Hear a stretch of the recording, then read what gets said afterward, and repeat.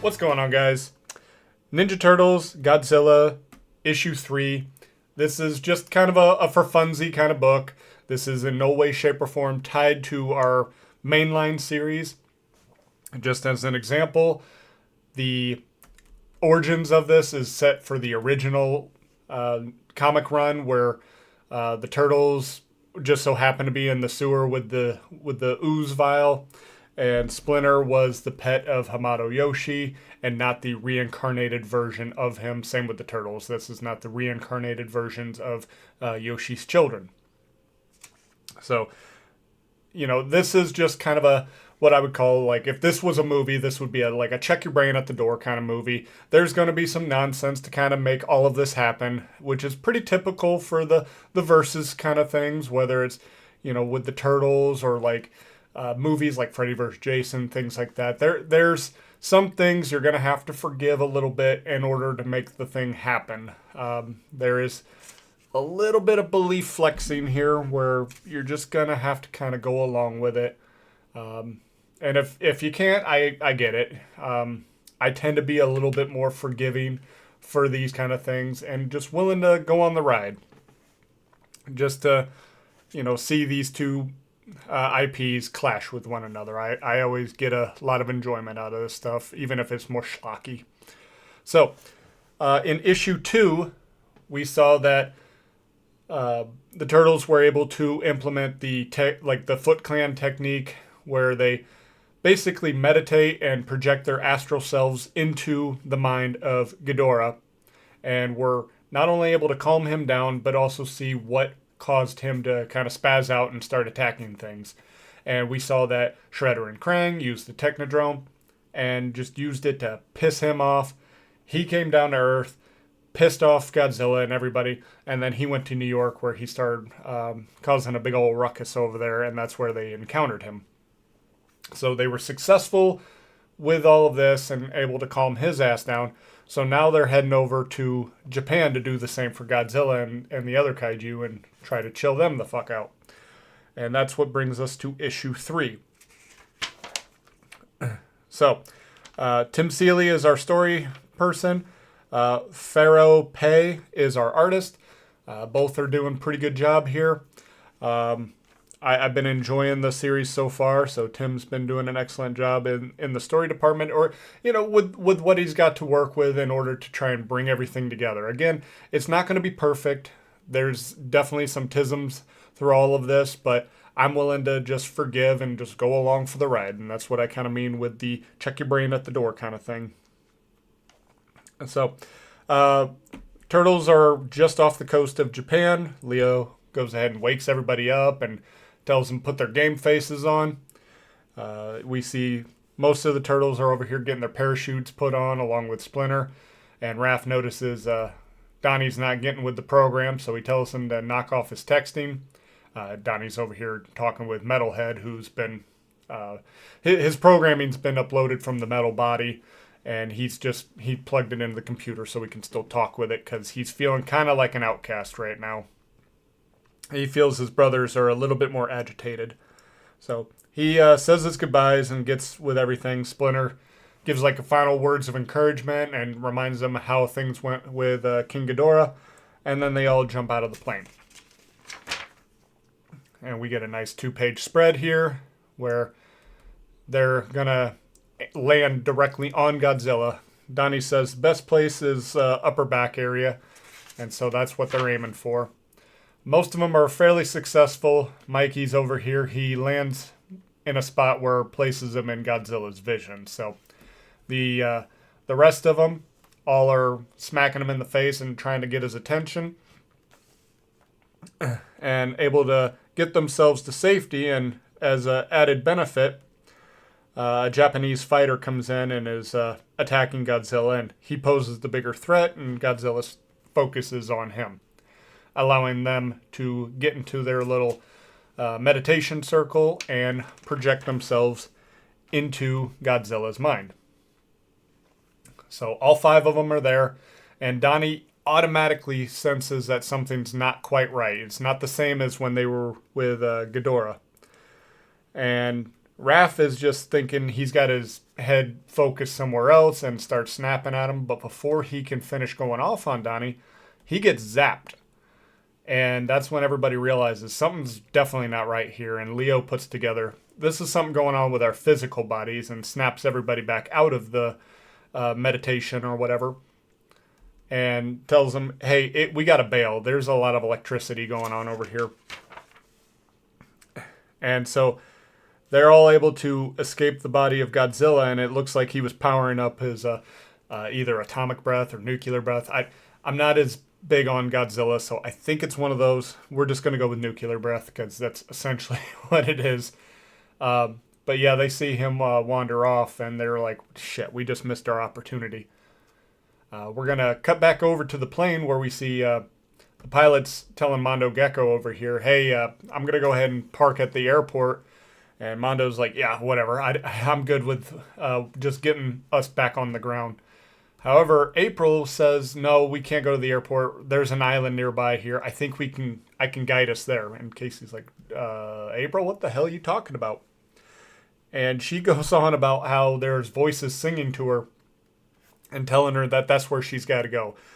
Casey rightfully is kind of thinking maybe she's just a little out of sorts and a little stressed out, not in her right mind. Quite understandably, I think I would have a very similar opinion. And April's like, out of all the things that we've gone through, all this multi-dimensional shit,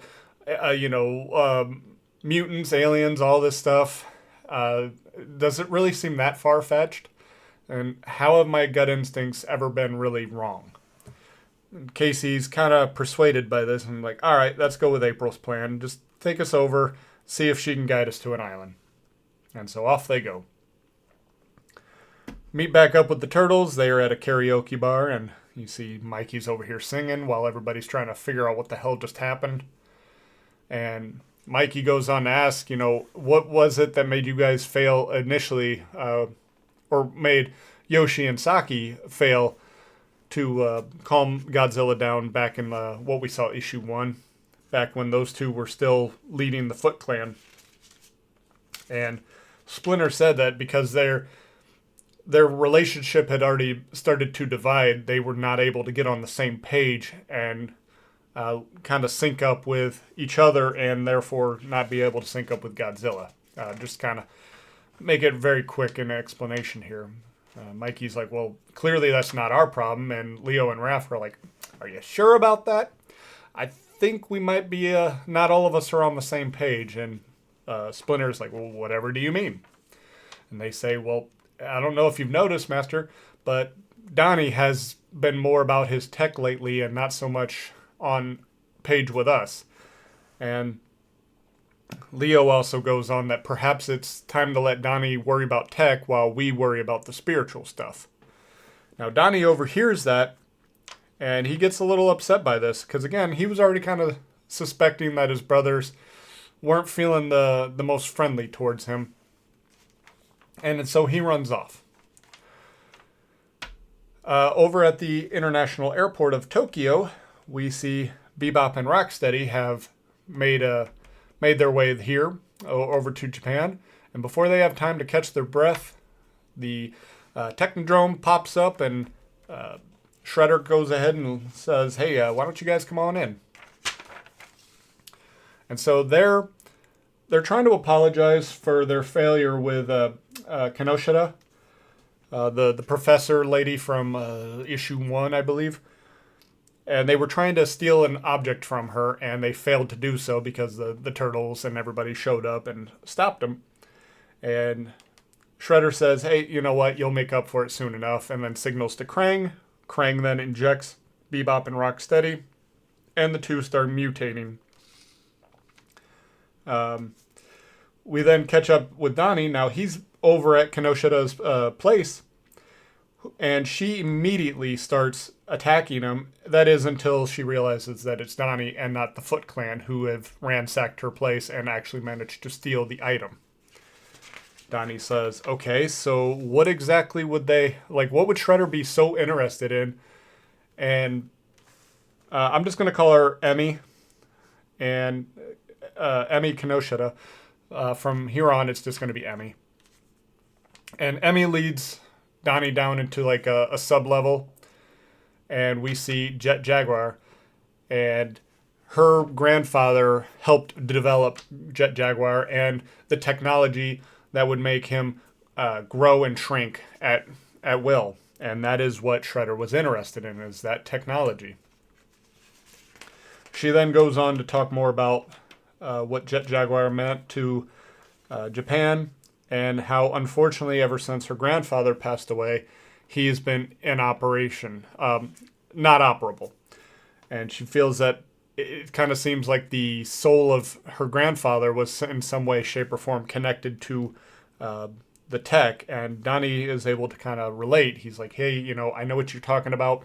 I have a similar thing with my friend Metalhead, who has like a AI body or AI mind into a robot body. And he goes on about Metalhead and then kind of has an epiphany, and it's like, hey, you know what? I think I can help you with getting Jet Jaguar up and running. And so I predicted that Metalhead was obviously going to be used in some way, shape, or form. Now, I don't know if I'm 100% incorrect here. I predicted Mechagodzilla being the thing that it's going to get uploaded to.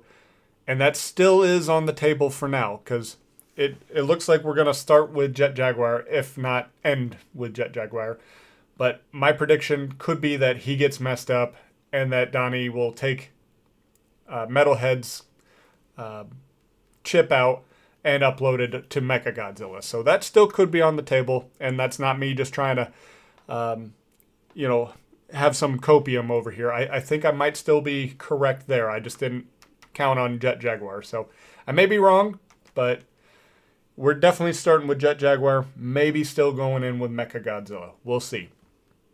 Because we saw him in the previous issue, and he got beaten, but he wasn't completely dismantled, and I think that was purposely done. So, back over at the Technodrome, we see that the mutation is effective, but very painful. They're not exactly thrilled about all of this. However, Krang is quite thrilled. And then the Foot Clan that was over at Emmy's place comes in with the device that they took from her. And Krang is explaining that it is basically a grow ray. And without hesitating, immediately just blasts Bebop and Rocksteady with it. And from the looks on the faces, or at least on Krang's face here, it is quite effective. And I gotta just take a moment to pause. Bebop and Rocksteady, I feel a little pity for them. They have had one hell of a day. They just went from New York to Japan, and before they had time to catch their breath, the Technodrome pops up. They're brought in, immediately injected with some mutagen, and then before they can even fully mutate, they're getting hit with a grow ray. So that's a hell of a day.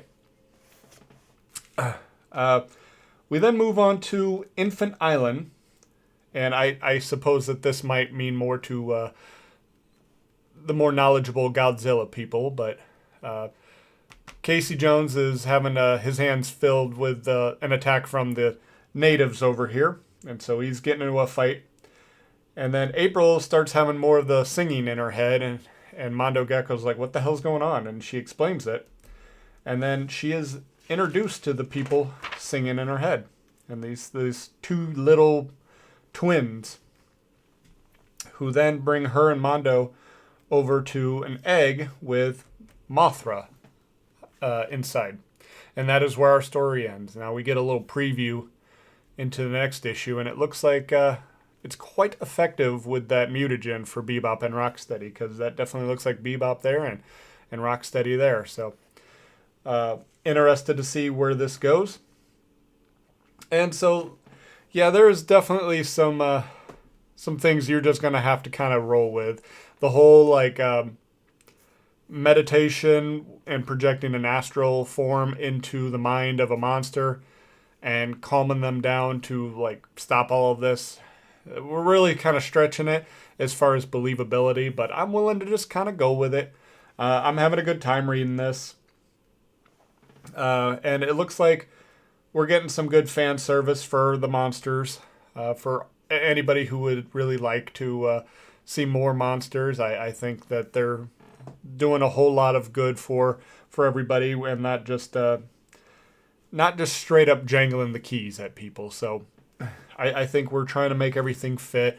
It's just some of that believability to get the Ninja Turtles involved in all this. We're really kind of stretching it. So overall, though, I am enjoying what I'm reading. And it's not my favorite crossover by any stretch of the imagination. That one still belongs to the Batman crossover. Just because that one tends to lend itself better to the Ninja Turtles. Batman and the Turtles both dealing with ninja enemies and stuff like that. Just a lot more believability that they just had to chase like Shredder over to a different city and what have you. That is far more believable than this whole thing with the kaijus. But I'm still enjoying what I got here. I would give this series overall like a 7 out of 10. You got some tisms, there's no doubt about it, but I think we're doing the best with what we can to make it all fit and work. So I would recommend it if you at least know what you're going to get yourself into. It's the Turtles, Godzilla. There's some ridiculous things going on here. There's going to be super mutant kaiju mutants here. We saw with that cover of Bebop and Rocksteady, and it was just like, of course that's where we're going to go with. Of course. So I'm not at all surprised by that, and I've been enjoying myself so far. I'm not really huge on the whole Donnie outcast bit. I don't know why they would be so bothered by Donnie having himself involved in tech. That's kind of his thing. That's what he does. He's got his head always in technology and constantly thinking on things. So why they're so bothered by it, I'm not really buying that part. That does kind of stick out a little bit to me. But other than that, I'm willing to just kind of go along with everything else here. So, but that is all I have for today, guys. So until next time, take care and God bless.